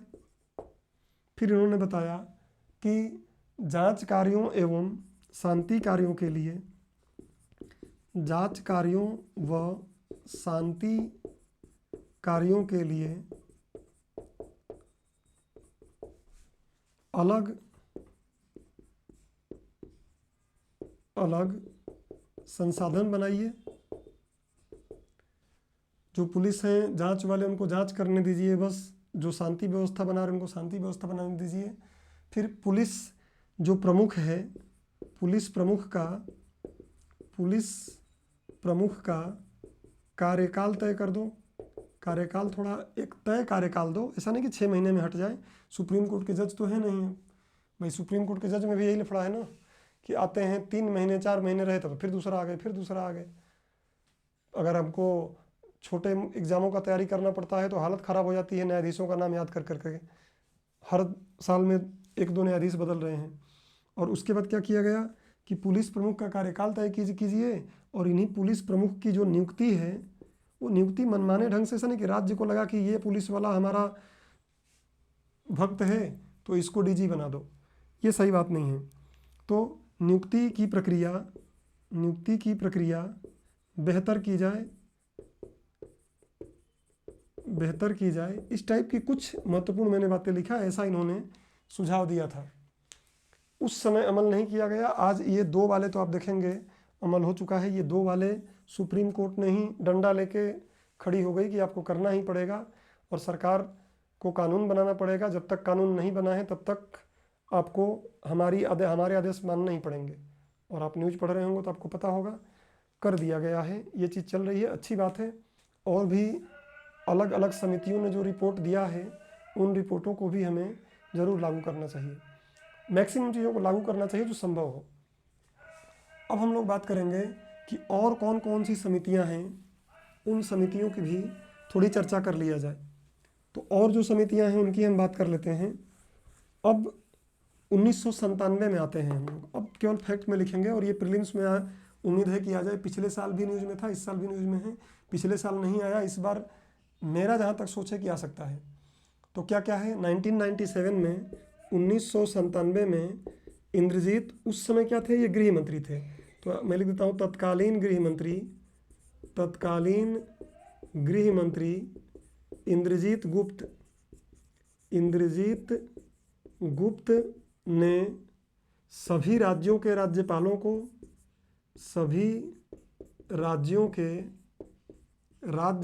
को एवं यूटीज, जो केंद्र शासित प्रदेश हैं, यूटी के प्रशासक या उपराज्यपाल, जो भी आप बोलते हो, प्रशासकों को पत्र लिखकर, ये भी इतने आलसी थे कि पत्र लिखकर ये काम कर रहे हैं, उनकी मीटिंग नहीं करा सकते हैं। तो यूटी के प्रशासकों को पत्र लिखकर इस पर चर्चा की बात की थी। ये जो दो मैंने आपको अभी बताया, ये दो अक्सर किताबें मेंशन नहीं करती हैं, इसके आगे वाले किताबें मेंशन करती हैं। अब 98 वाला आपको मिल जाएगा। 1998 में एक व्यक्ति थे, बहुत अच्छे प्रशासनिक अधिकारी थे, जिनका नाम था जूलियो फ्रांसिस्को रिबेरो। तो रिबेरो समिति कहा जाता है। बहुत अच्छे और ईमानदार पुलिस ऑफिसर थे। उनकी समिति बनी थी, उन्होंने रिपोर्ट दिया था। तो हम यहाँ बस लिखते हैं रिबेरो समिति बनी, रिबेरो समिति, इनकी अध्यक्षता में। फिर आप देखेंगे 1998 के बाद अगर हम आ जाएं तो 2000 में पद्मनाभ समिति बनी। 2000 में एक समिति बनी जिसका नाम था, नाम थोड़ा पद्मनाभैया करके ऐसा है, पद्मनाभैया या पद्मनाभ समिति कर लीजिए, थोड़ा नाम बोलने में दिक्कत जा रही है। ये समिति बनी। फिर अगर देखें तो इसके बाद 2002-2003 में, इसका तो काफ़ी चर्चा में रहती है ये, 2002-2003 में मलीमत समिति बनी। मलीमत, सब पुलिस अधिकारी थे। मलीमत समिति, मलीमत समिति का निर्माण किया गया था, इसने भी अपना काम किया। 2005 में सोली सोराबजी समिति बनी थी। 2005 में सोली सोराबजी, ये सेवानिवृत्त न्यायाधीश थे। सोली सोराबजी सेवानिवृत्त न्यायाधीश थे, रिटायर्ड न्यायाधीश थे। इनकी अध्यक्षता में समिति बनी थी। और इस समिति में अगर आप चाहें तो बोल सकते हैं कि पुलिस मसौदा समिति थी ये। इस समिति का नाम आप बोल सकते हैं पुलिस मसौदा समिति। और पुलिस मसौदा समिति मतलब क्या कि पुलिस सुधार के लिए कानून जो लाएगा उसका मसौदा तैयार करो। तो पुलिस मसौदा समिति भी इसको बोला जा सकता है। 2006 में अगर आप देखेंगे तो कोशिश किया गया कि 2006 में, अच्छा नहीं, 2006 में प्रकाश सिंह वाला केस पहले देख लीजिए। प्रकाश सिंह बनाम, प्रकाश सिंह अभी भी हैं, प्रकाश सिंह बनाम यूपी राज्य। तो प्रकाश सिंह डीजी रह चुके हैं उत्तर प्रदेश के। इन्होंने एक केस लगाया था और इसमें सुप्रीम कोर्ट ने बहुत से निर्देश दिए। बहुत अच्छा केस है ये। इस केस में एससी ने, सुप्रीम कोर्ट ने बहुत से निर्देश दिए और वो निर्देश अच्छे थे बट लागू सारे नहीं हो पा रहे हैं। एससी ने बहुत से निर्देश दिए और 2006 में ही आप देखेंगे कि एक मॉडल पुलिस अधिनियम बनाया गया। यहाँ लिख देता हूँ मैं, 2006 में ही एक मॉडल पुलिस अधिनियम बनाया गया। एक मॉडल पुलिस अधिनियम बनाया गया। अब समस्या ये है कि भाई मॉडल पुलिस अधिनियम बना देने से थोड़ी नहीं कुछ होगा। अच्छा, मॉडल क्यों, ये भी आपको समझना है, क्योंकि मॉडल जो पुलिस प्रशासन है राज्य सूची का विषय है। तो केंद्र सरकार तो कानून बना नहीं सकती है। तो केंद्र सरकार क्या करती है, एक मॉडल कानून बना देती है और बोलती है कि आप लोग भी ऐसा ही कानून बनाओ। जैसा अगर आप इकोनॉमी का करंट पढ़ रहे होंगे पिछले साल का, तो एपीएमसी न्यूज में थी, तो एपीएमसी का पढ़ेंगे। एपीएमसी क्या है, राज्य की मंडियां हैं ना। तो एपीएमसी का भी एक मॉडल एक्ट बना हुआ है पहले, बट वो मॉडल एक्ट ही बना है ना। केंद्र सरकार ने बोला कि आप ऐसा करो, सभी लोग वैसा नहीं करेंगे, चेंज भी करेंगे, बदलाव भी करेंगे, तो संभव है। तो इस तरीके से हमने पुलिस सुधार से संबंधित कुछ समितियों को देख लिया और इससे आपको प्रीलिम्स में क्वेश्चन आने की उम्मीद है। अब हम लोग इस लेक्चर को लगभग कंक्लूड करने के ऊपर आ गए हैं, लेकिन कंक्लूड करते समय जो चीज़ पढ़ेंगे वो मेंस में हमेशा आपको काम करेगा। जो कहते हो अगर आप मेंस में लिखें तो मुझे लगता है कि 200-250 शब्द में ही मैं आपको बताऊंगा और उतने में आपका आंसर हो जाया करेगा। क्या अब हम पढ़ेंगे, अगला टॉपिक हमारा रहेगा कि जो NHRC या आप SHRC भी बोल लो, कोई दिक्कत नहीं है, मतलब राष्ट्रीय मानवाधिकार आयोग, राष्ट्रीय मानवाधिकार आयोग या आप बोल सकते हो क्या, राज्य मानवाधिकार आयोग, राज्य मानवाधिकार आयोग की समीक्षा। और समीक्षा मतलब क्या होता है भैया, कि क्या अच्छाई है क्या बुराई है, उसको समीक्षा बोलते हैं। आपको समीक्षा कभी भी कोई बोले, आप बोलेंगे पहले भी तो समीक्षा आप बोले थे, तो उस समीक्षा में तुम्हें बताया कि भारत मानवाधिकारों का काम किया भी है, अच्छा भी किया है, बुरा भी किया है, ये मुद्दे हैं। यहाँ हम इस आयोग की समीक्षा कर लेते हैं कि इस आयोग में क्या बुराई है क्या अच्छाई है। और ऐसे क्वेश्चन मेंस में बन सकते हैं कि भारत में राष्ट्रीय मानवाधिकार आयोग की समीक्षा कीजिए, तो आपको सकारात्मक नकारात्मक दोनों बातें देनी है, पीडीएफ में है। आप फिर से मैं एक बार बता देता हूँ, रिमाइंड आईएएस ऑफिशियल लिखिएगा, रिमाइंड आईएएस ऑफिशियल ऐसे लिखेंगे तो रिमाइंड आईएएस इंदौर ऑफिशियल, पहले इंदौर होगा फिर ऑफिशियल। बाकी मैं लिंक भी नीचे दे दूंगा आपको उसमें डिस्क्रिप्शन बॉक्स में, इस पर जाके आप पीडीएफ को डाउनलोड कर लीजिएगा और पढ़ लीजिएगा। उसमें एकदम वैसा ही दिया गया है जैसा मेंस में आप लिखेंगे, मतलब यूपीएससी के मानकों को पूरा पूरा करके ही उसमें उस चीज़ को बनाई गई है। तो समीक्षा में हम दो बात करेंगे, दो तरीके से, एक करेंगे सकारात्मक, एक बात करेंगे सकारात्मक प्लस क्या पॉजिटिविटी है इनमें, और दूसरी बात करेंगे नकारात्मक। नकारात्मक मतलब क्या इसमें निगेटिविटी है, क्या कमी है, निगेटिविटी बोलने कमी बोलने। तो इसमें सबसे पहले हम सकारात्मक पूरा पढ़ लेते हैं, फिर नकारात्मक पढ़ेंगे। तो पहला क्या हो गया है कि इसने क्या किया है, मानवाधिकारों के संरक्षण को सुनिश्चित करने के लिए कई महत्वपूर्ण भूमिका निभाया है। दूसरा, लोगों में जागरूकता पैदा किया है कि आपका मानवाधिकार क्या है। इनके क्रियान्वयन से अधिकारियों में डर पैदा हुआ है, ये भी अच्छाई है। इनके क्रियान्वयन से अधिकारियों में अपने कार्यों के प्रति एहसास जन्म ले रहा है, भले वो डर से ले, ये भी अच्छा है। इसने बच्चों, महिलाओं, विकलांगों, एससी, एसटी इनके अधिकारों की रक्षा में भी काफ़ी महत्वपूर्ण कार्य किया है। इसने कार्यस्थल पर महिलाओं के यौन उत्पीड़न से संबंधित जो उल्लंघन हो रहे हैं मानवाधिकारों के, उन पर भी ठीक ठाक काम किया है।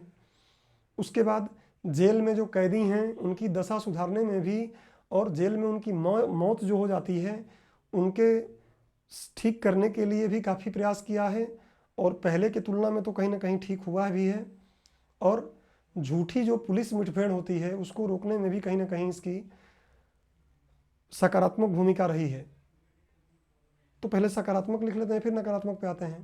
तो मैं लिखता हूँ HRC, समझ जाएंगे आप, ह्यूमन राइट कंजर्वेशन, संरक्षण लिख देता हूँ मैं, क्या भरोसा आपको आयोग समझ लें आप।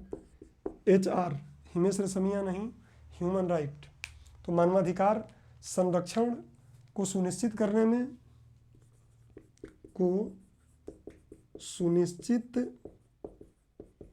में महत्वपूर्ण भूमिका इसने निभाई है। दूसरा बात अभी मैंने जो बताया आपको कि लोगों में HR के प्रति जागरूकता पैदा की है। लोगों को समझ में आ रहा है जो पढ़ लिख रहे हैं कि हाँ भाई मानवाधिकार क्या है। खैर भारत एक अशिक्षित देश है, अभी शिक्षा है नहीं सही, साक्षर होने से बात बनती नहीं है। मैं शिक्षित की बात कर रहा हूँ, तो लोगों को अपने अधिकारों के बारे में बहुत ज़्यादा ज्ञान नहीं है। जैसे जैसे शिक्षित होते जाएंगे वैसे वैसे बात बनती जाएगी। फिर मैं आपको बताया कि अधिकारियों में, खासकर जो अधिकारी हैं, अधिकारियों में डर पैदा करने में काम की है ये। फिर अधिकारियों में अपने कार्यों के प्रति एहसास पैदा किया है कि मानवाधिकारों का उल्लंघन न हो। एहसास पैदा करने में इसने भूमिका निभाई है। अगली बात क्या है, तो आप बोल सकते हैं कि इसने महिला या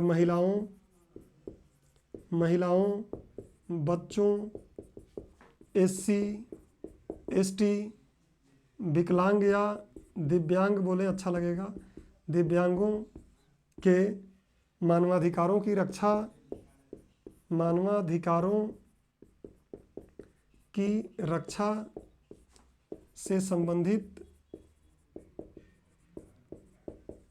अच्छे कार्य किए हैं, कोशिश किया है इसको बेहतर करने के लिए। इसके बाद फिर पुलिस थाने में महिलाओं के साथ जो दुर्व्यवहार हो रहा है, पुलिस थानों में महिलाओं के साथ दुर्व्यवहार को रोकने में काफ़ी, आप देखेंगे कई बार ऐसा हुआ है कि महिला की बच्ची के साथ रेप हुआ है, मर चुकी है या तड़प रही है वो, लेकिन पुलिस बोलता है कि अरे हम तो अपने थाने में आपका FIR नहीं लिखेंगे। तो मानवाधिकार के कारण, कहीं ना कहीं मानवाधिकार आयोग के कारण धीरे धीरे उन पर दबाव बन रहा है और चीज़ें बेहतर हो रही हैं, हो नहीं गई हैं। हर चीज़ में गुंजाइश की आवश्यकता होती है, कितना भी अच्छा काम कर लो उसमें गुंजाइश होने की आवश्यकता हमेशा बनी रहती है। इसको आप हमेशा दिमाग में रखिए, कितना भी अच्छा आंसर लिख लीजिए उसमें और सुधार करने की आवश्यकता बनी ही रहेगी। तो सुधार कभी ख़त्म नहीं होता है, सुधार की आवश्यकताएं तो हमेशा बनी ही रहती हैं। उसके बाद आप देखेंगे जेल में नीचे, हाँ दिख जाएगा, नीचे यहाँ लिख देंगे आप, जेल में कैदियों की अधिक या सीमा से अधिक होना, कैदियों का सीमा से अधिक होना, एक छोटे से जेल में 10-10 लोग 8-8 लोग को भर दिए, अधिक सीमा से अधिक होना व कैद में मौत की समस्या को कम करने में, तो ऐसे कुछ काम किए हैं इत्यादि आप लिख लीजिए। बहुत कुछ चीज़ें और हुई हैं। पुलिस मुठभेड़ जो होती है, झूठी पुलिस मुठभेड़ होती है, उसको रोकने में भी ऐसी चीज़ें होती हैं कि भाई झूठी पुलिस मुठभेड़ हो रही है, राज्य मानवाधिकार आयोग या राष्ट्रीय मानवाधिकार उस पर एक्शन ले लिया, कुछ पुलिस वाले सस्पेंड हो जाते हैं तो बाकी पुलिस वाले डरते हैं कि भाई ऐसा ना हो। कुछ राज्य सरकारों को इतना ज़्यादा इसके लिए आलोचना झेलनी पड़ जाती है कि आने वाले चुनाव में वो जीत ही नहीं पाते हैं। तो इस तरीके से भी काफ़ी इसने अच्छा काम किया है। अब बात करते हैं कि नकारात्मकता इसकी क्या है, कमियां क्या है। नकारात्मक को मैं कमी से बोलूँगा, एकदम आसानी से आप बता सकते हैं। जो इसकी अच्छाइयाँ यहाँ दिख रही हैं और बैकग्राउंड में जो पढ़े हैं पहले लेक्चर में, वही सब इसकी कमियाँ हैं। ये क्या है, परामर्शी या सलाहकारी एक संस्था है, तो ये कुछ भी सलाह देती है, सरकार मानना हो तो मानेगी, नहीं मानना हो तो नहीं मानेगी। दूसरी बात क्या है, दूसरी बात आप कर सकते हैं, अच्छा इसलिए एक विद्वान हैं ये जिनका नाम था, न्यायमूर्ति हैं वो VR कृष्ण, उन्होंने कहा था कि ये क्या है, जो राष्ट्रीय मानवाधिकार आयोग है बिना नख और दंत की टाइगर है। भाई टाइगर के पास दो ही चीज़ तो है, बाघ के पास नाखून है और दांत है, अगर वो दोनों नहीं है तो टाइगर कैसा है, वो तो दिखावे के लिए सर्कस का हो जाएगा। तो फिर ये समय पर रिपोर्ट नहीं देती, इसकी ये गलती है। और इसकी समय पर रिपोर्ट न देने के कारण है कि इसकी नियुक्तियां पेंडिंग पड़ी रहती हैं। अभी आप देखिए राष्ट्रीय मानवाधिकार आयोग में जो अरुण मिश्रा जी बने हैं अध्यक्ष, 6-8 महीने खाली रहा था पद। कई राज्यों में तो 7-7, 8-8 साल खाली रहता है। MP में 7 साल खाली रहा इसका पद, अध्यक्ष का पद। तो इसलिए समय पर रिपोर्ट नहीं दे पाती है। आप जाइएगा जरा इसके साइट पर, नेशनल ह्यूमन राइट कमीशन के साइट पर जाइएगा, वार्षिक रिपोर्ट देखिएगा। 2018 की वार्षिक रिपोर्ट अभी है, 19-20 का आता पता नहीं है कि 19-20 में कहाँ इसका रिपोर्ट है। टाइम पर रिपोर्ट नहीं देती है, रिपोर्ट दे भी देती है तो संसद आपस में गाली गलौज करने में इतना व्यस्त रहती है कि वो उस पर चर्चा नहीं कर पाती है, सही से चर्चा नहीं कर पाती है, तो मुद्दे निकल के सामने आ नहीं पाते हैं, दबाव नहीं बन पाता है, सरकार मानती नहीं है, सरकार उन चीज़ों को ले नहीं पाती है। दूसरी चीज़ 1993 के अधिनियम में कर दिया गया है कि भैया राज्य चाहे तो राज्य मानवाधिकार आयोगों की स्थापना कर सकते हैं, चाहे नहीं कर सकते हैं, उनके इच्छा पर डिपेंड करता है। और कई बार ऐसा होता है कि इसमें ऐसे अनावश्यक मामले लेकर आए जाते हैं जिनका कोई मतलब नहीं है। जैसे कई राज्यों में आप देखेंगे 5,000, 10,000 मामले आ गए और उसमें से 2-4 मामलों पर ही केवल काम हुआ, मतलब बाकी अनावश्यक मामले हैं। जैसे आप सूचना का अधिकार में देखिए, सूचना के अधिकार में ऐसे ऐसे कुछ मामले लेके जाते हैं लोग जिसका कोई औचित्य ही नहीं रहता है। पद रिक्ति मैंने बता ही दिया इसका एक कमी, तो इस कारण ये उतना व्यवस्थित काम कर नहीं पा रही है। अब देख लेते हैं नकारात्मकता में, इसकी कमियों में नकारात्मक बोलिए या नकारात्मक समीक्षा या कमी बोलिए। पहले क्या हो जाएगा, सलाहकारी, यहाँ से लिखता हूँ, सलाहकारी या परामर्शी प्रवृत्ति। इसलिए अब ये समझ जाएंगे, इसलिए सरकार मानती नहीं है। इसलिए पूर्व न्यायमूर्ति वी आर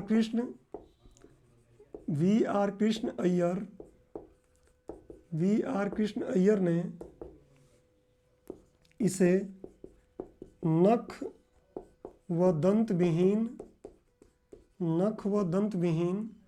टाइगर कहा है। तो इसको, ये सही होना चाहिए। दूसरा क्या मैंने अभी आपको बताया कि दूसरा होना चाहिए इसमें क्या, कि रिपोर्ट टाइम पर नहीं, रिपोर्ट समय पर नहीं, और रिपोर्ट आ भी जाए तो संसद में चर्चा नहीं तो क्या होगा आपको पता ही है, बातें सामने नहीं आएंगी, सरकार उतना सही से इसको मान नहीं पाती है, छुपा देती है। ऐसे ही अगर आप देखेंगे तो इनके पास कोई अपनी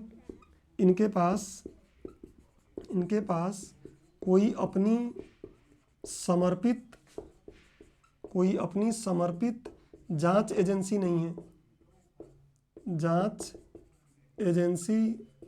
नहीं है। सीबीआई से जांच कराएगी, राज्य सरकार के पुलिस से जांच कराएगी, तो इसके पास अपनी जांच समिति नहीं है। फिर कई 2-3 जांच समितियां एक ही चीज़ को जांच करने लगी तो आपस में लड़ने लगती हैं, उनमें आपस में टकराव पैदा हो जाता है। तो ये भी एक बड़ा मुद्दा है कि समितियों के साथ, जो समितियां इनसे जुड़ी बातों की जांच करती हैं, उनमें समन्वय नहीं स्थापित हो पाता है।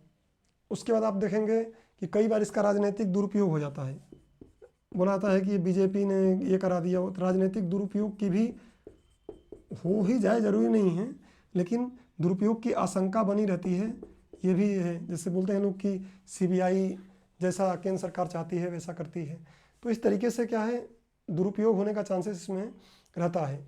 दूसरी चीज़, पद रिक्ति बहुत बड़ी समस्या है कि पद रिक्ति इसमें होती है, पद रिक्ति भरते नहीं हैं जल्दी। दूसरी चीज़ क्या है, अनावश्यक मामले भी कई बार आ जाते हैं, अनावश्यक मामले भी इसमें आ जाते हैं।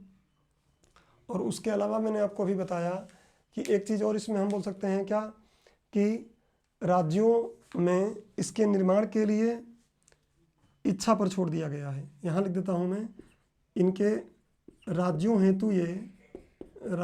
हेतु ये स्वैच्छिक है। ये बड़ा दिक्कत है। तो अभी 26 राज्य शायद किए हैं, उसमें से भी कुछ घटाते घटाते रहते हैं, कोई फर्क पड़ता नहीं है। तो समझ गए होंगे लगभग आप कि क्या इसकी अच्छाई है क्या कमी है। ये मेंस में आ सकता है, और आप ऐसे ही चाहे तो दोनों तरफ बना के चार्ट लिख सकते हैं, बट इतना लिखने से नंबर नहीं मिलता है। कई बार ऐसा होता है कि हम मेंस लिख के आते हैं, बोलते हैं नंबर नहीं अच्छा मिला। कारण क्या, आपको लास्ट में निष्कर्ष भी देना चाहिए, निष्कर्ष और कुछ अपना सुझाव देना चाहिए। तो वो भी काम मैं कर देता हूँ, आप क्यों करेंगे। निष्कर्ष सुझाव यहीं से देते हैं। जो नकारात्मकता है ना, इसमें क्या यही चीज़ें तो अच्छा करना है, और सुझाव के और क्या बोल देना है कि भाई इसने काम तो अच्छा किया है, लेकिन और ये चीज़ें दुरुस्त इसमें करने की आवश्यकता है। तो बस आज के लेक्चर का या इस लेक्चर का एकदम अंतिम टॉपिक पे हम लोग आ गए हैं, जिसमें हम लोग क्या करेंगे, इसका निष्कर्ष और सुझाव ले लेते हैं। और निष्कर्ष और सुझाव के बाद फिर जब अगले लेक्चर में मिलेंगे तो हम लोग पॉलिटी और कॉन्स्टिट्यूशन जो मई का पढ़ रहे हैं, मई 2020 का, उससे जुड़ा हुआ जो अगला मैंने आपको टॉपिक बताया था, चाहे वो ट्राई हो चाहे जो भी हो, उसको पढ़ाया जाएगा। और ये क्या पूरे वैश्विक लेवल पर इसकी बात करनी थी, ट्राई की वैश्विक लेवल पर बात नहीं करनी है, तो कहीं ना कहीं वो जल्दी होंगे। ये एक बड़ा मुद्दा था। अब हम लोग बात कर लेते हैं इसका निष्कर्ष। निष्कर्ष लिखना बड़ा आसान है, और निष्कर्ष अपने मन से ही दिया जाता है। आप राज्यसभा टीवी का अगर देश देशांतर देखेंगे तो वहाँ से आपको निष्कर्ष अच्छे मिल जाते हैं। तो निष्कर्ष में सबसे पहले क्या कर देंगे, कमियों को दूर करना। तो ये लिखना बड़ा बेकार लगता है, कमियों को केवल दूर करेंगे अच्छा नहीं लगेगा। बोलेंगे इसकी शक्तियों को बढ़ाया जाए, इनकी शक्ति इनकी शक्तियों को बढ़ाया जाए। वही क्या बढ़ाया जाए कि इनको परामर्शी न करके क्या कर दिया जाए, अनिवार्य कर दिया जाए। 1993 का जो अधिनियम है उसमें त्रुटि, 1993 के अधिनियम के त्रुटि को दुरुस्त किया जाए। क्यों किया जाए? तुमको पता है कि SHRC राष्ट्रीय मानवाधिकार आयोग और मानवाधिकार न्यायालय जो राज्य जिले में बनते हैं, मानवाधिकार न्यायालय, ये दोनों क्या हैं?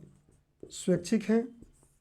ये दोनों स्वैच्छिक हैं, इसलिए इनको अनिवार्य किया जाए। मार्कर में बदल लेता हूँ, इसको अनिवार्य किया जाए। एक सुझाव ये हो गया। और क्या कर सकें? संभव हो सके तो, ऐसा नहीं कि मतलब तुरंत सरकार फंड पैसा नहीं है फिर भी कर ले, कोशिश करे। संभव हो तो समर्पित जांच एजेंसी व संसाधन उपलब्ध कराया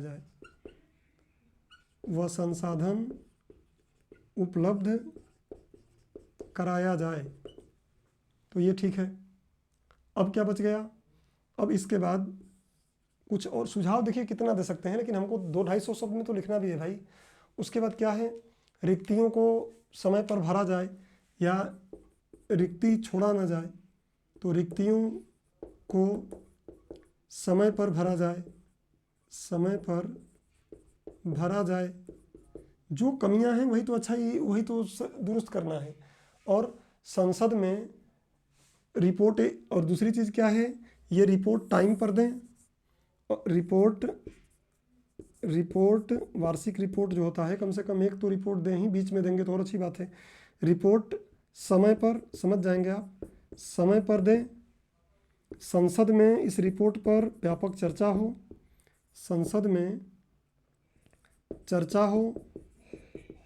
और उसके बाद सरकार इसको अमल में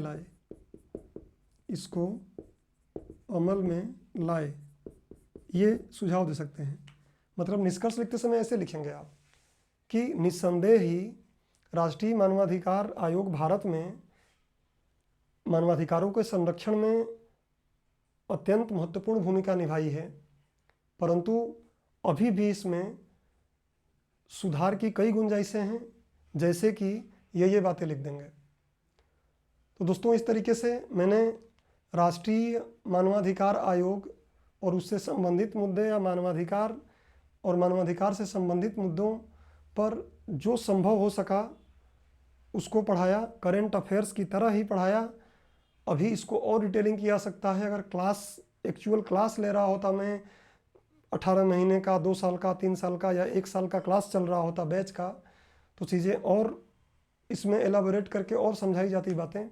लेकिन मैं उम्मीद करता हूँ कि चाहे बिगनर हो, चाहे पहले से तैयारी कर रहे हैं लोग, सबको इससे ज़रूर फ़ायदा होगा।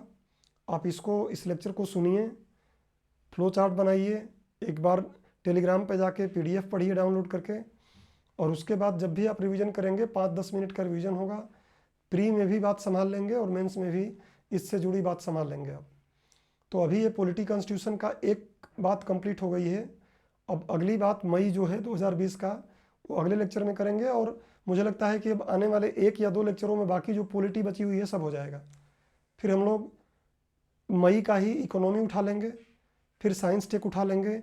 जो जटिल सब्जेक्ट हैं उनको पहले कर लेंगे, बाकी आर्ट एंड कल्चर हो गया और कुछ ऐसी चीज़ें, इंटरनेशनल रिलेशन हो गया, ये भी लगभग आप समझ सकते हैं न्यूज़ से। तो ये अगर बाद में हो तब भी चलेगा, लेकिन पहले, अभी तो समय भी अपने पास है, तो पहले जो जटिल हैं उनको कर लेते हैं, उसके बाद बाकी सब्जेक्टों को देखेंगे।